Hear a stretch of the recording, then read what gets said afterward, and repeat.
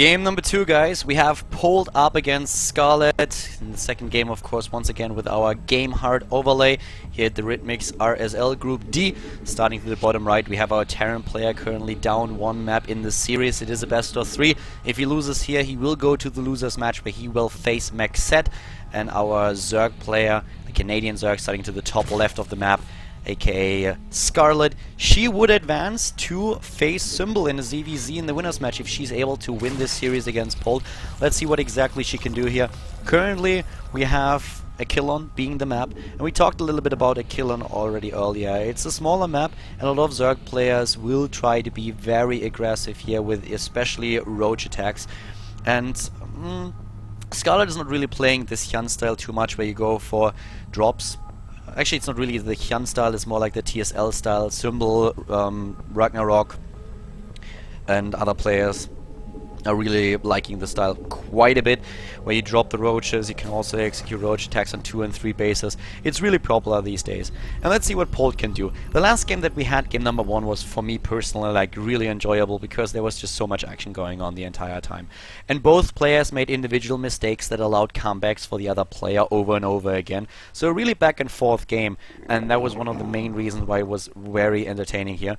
Red actually messaged me after the last game, and he joked a little bit that my observing skills are a little bit lacking now, compared to, let's say, like 2 years ago. And I actually think he's right. I'm not used to observing that much anymore on my own with Legend at the GSL. It's of course always amazing to have such a dedicated observer. So I'm sorry if we missed something occasionally. I was hoping to catch up with all the drops that Polt was executing. Yeah, but I realized that every now and then I kind of missed one or got a little bit too late to the party. So I apologize for that. I hope that you are happy with the stream so far. Anyways, if you are, make sure that you follow the channel on Twitch. I would highly appreciate that. And also check me out on Twitter at Khaldor. Going into the game right now, we have the expansion up for Scarlett, of course, once again. Starting to the top left, we have now the spawning pool being built. And let's see what exactly Polt's idea is for this game. Scarlett with the gas already, and Polt at this point has started with the command center going into the barracks. Command center on the high ground, and usually what we would see from Polt is an early Reaper, but he doesn't have the gas just yet, so it feels like we are not gonna start things with the Reaper for him, trying to rely on Marines first. And with this much of a dedication to the minerals, he of course can now get everything out quite fast. But now immediately going into the double refinery. Scarlett didn't scout just yet what exactly is going on. She's in position with the Overlords and will find out that there is a command center on the high ground. That's why we have this Overlord pathing as it is. But Polt at least has an SCV now to the top left. The SCV, of course, just him saying, well, I didn't get my Reaper in, so now I have to do something else, and what I'm going to do is send an SCV in so that I'll at least know what I'm up against. Scarlett didn't scout the orbital command, so she doesn't really know what exactly is happening, but she can already assume, and that's exactly what she does here. The SCV is most likely going to survive, actually. It's gonna be close, though. Here comes the last hit, could go into the bunker now. And that's exactly what happens. Saves the SCV here. The bunker is already ready. And let's see what we are gonna have for Scarlett at this point. Scarlett knows, okay, you have the bunker at the front, you're gonna have an expansion already. So she has the information that she needs. The Overlord over here already confirmed a little bit, sees the SCV mining. She didn't really see the command center, but she doesn't have to. And Polt is dropping the third as we speak after the factory, whereas Scarlett has now a lot of gas being taken. A lot of gas, actually. Going into 4 gas here right away, not taking the third just yet.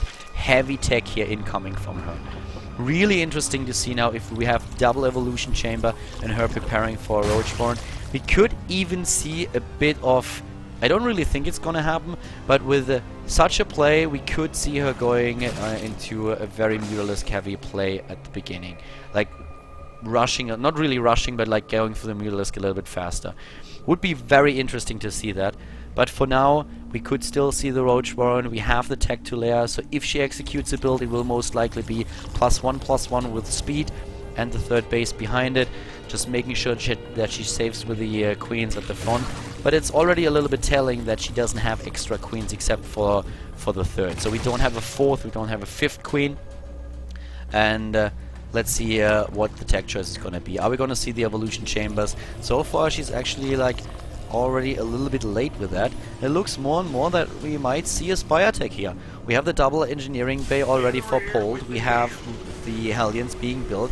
And with the Hellions on the map, Scarlett has to be careful. Like, she needs something here. Polt at some point might be very tempted to sneak those Hellions past the Queens. The creep spread, of course, helps a lot.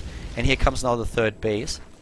But still, the Zerglings here, very good choice. With the Zerglings, she will at least have the safety. And there comes now the spy attack. So, as already assumed without the evolution chamber, we are going to see the airplay here. There was still the potential of her dropping a Roach Warren and trying to go into a Roach heavy play. But this is something that she can definitely execute. On 2 bases, mainly with all the gas that she's currently banking up with 700, she will hit a very, very aggressive timing with that Spire. And let's see if Polt is prepared for that.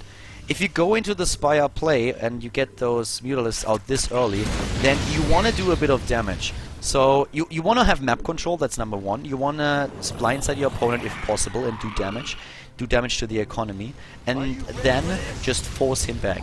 So it might be something that she can accomplish here, but she also has to have a follow-up plan. The Baneling Nest here is important. Limiter Baneling, of course, the composition that she's aiming for. But we don't have any upgrades whatsoever.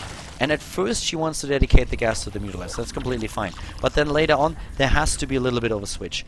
Polt, as far as I know, did also not scout. So the Spire is here a little bit hidden.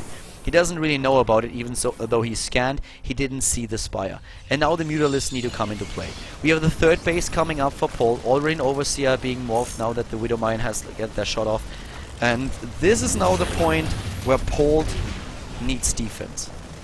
And his Widowmines are not enough, because he doesn't have a lot in the bases. He does not know what's happening, and Scarlett has 12 Mutalisks on the way. That can do a lot of damage here. As I said earlier, if she's able to blindside him, he will lose a lot of Harvesters. The third is already a little bit exposed. Here comes another scan, but it's at the third base, and those Mutalisks have still not been spotted. At the third, or at the natural, there's a lot of potential damage to be done. There are no missile turrets. He doesn't know, and the Lings are now at the front, and here come the Mutalisks. Oh, Polt.